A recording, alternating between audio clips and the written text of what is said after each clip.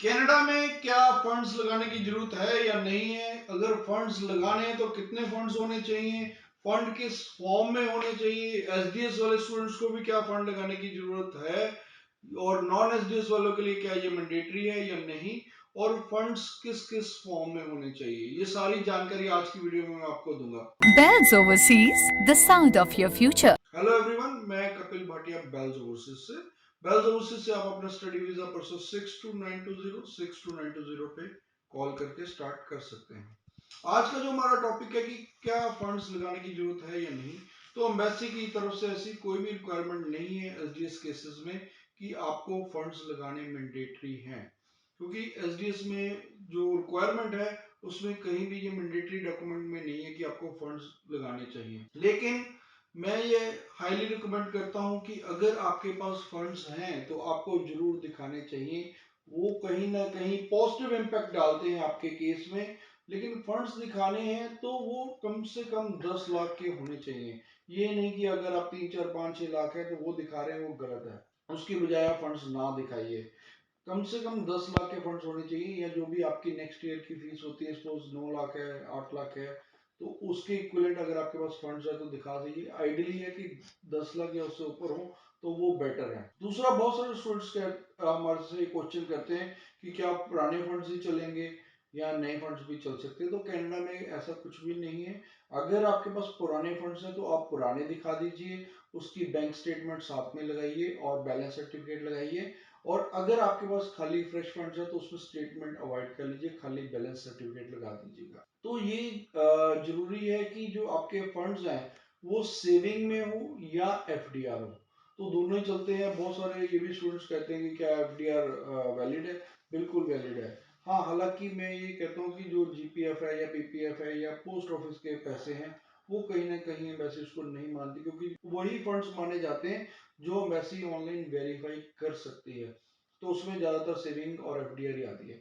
दूसरा आता है जो फाइनेंशियल डॉक्यूमेंट है, उसमें जो मेन आता है आपकी आईटीआर। बहुत सारे स्टूडेंट्स गलती करते हैं कि आप खाली फादर की आईटीआर लगा देते हैं, मदर की आईटीआर लगाते ही नहीं है।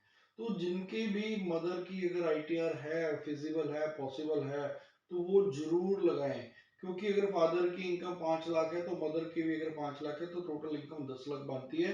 तो उनको ये दिखाना है कि कनाडा में अगर आप तभी स्ट्रॉन्ग माने जाएंगे अगर आपकी फैमिली की इनकम अच्छी है। अगर आपके पास फंड्स है, आपकी फाइनेंशियल इनकम अच्छी है और फाइनेंशियल स्टेबल है, तो तभी तो आपको स्टूडेंट अगर 2 ईयर का डिप्लोमा लेके जा रहा है या अगर बैचलर लेके जा रहा है, मास्टर्स लेके जा रहा है, तो तभी आप नेक्स्ट ईयर की फीसेस दे पाओगे।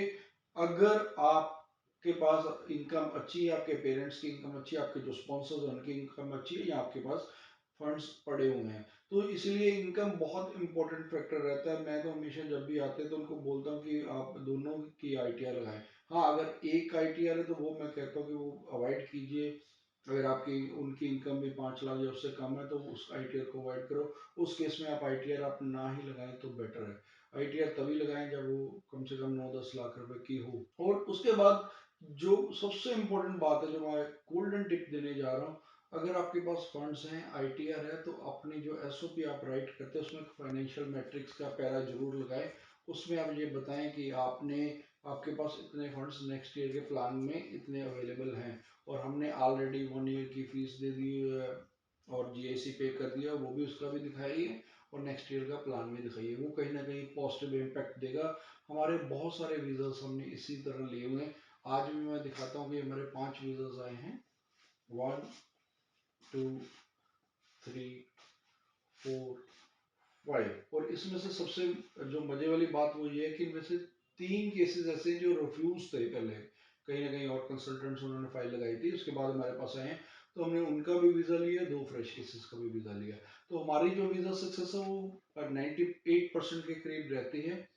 उसका कारण है कि हमारी स्ट्रॉन्ग फाइलिंग, हम फाइलिंग बहुत स्ट्रॉन्ग करते हैं। 3 जगह हमारी फाइल चेक होती है। मैं, हमारी जो फाइलिंग ऑफिसर है, मैनेजर है, और मैं खुद चेक करता हूँ। हमारी चाहे किसी भी ब्रांच का हो केस, चाहे जलंधर, लुधियाना या बठिंडा ऑफिस, कोई भी ऑफिस का हो, तो मैं हर फाइल खुद चेक करके फिर ही लॉन्च करवाता हूँ। तो यहाँ पर कहीं भी गलती की कोई गुंजाइश नहीं रहती। स्ट्रॉन्ग फाइलिंग के कारण ही हमारे जो रिजल्ट्स हैं वो भी बेटर हैं। अगर आप भी कहीं किसी भी केस की आप जानकारी चाहते हैं, कोई इन्फॉर्मेशन चाहते हैं, तो आप हमारे या तो हेल्पलाइन नंबर 6292062920 पे कॉल कर सकते हैं, या आप हमें नीचे कमेंट कर सकते हैं, हम हर कमेंट का आपको रिप्लाई देंगे। Thanks for watching.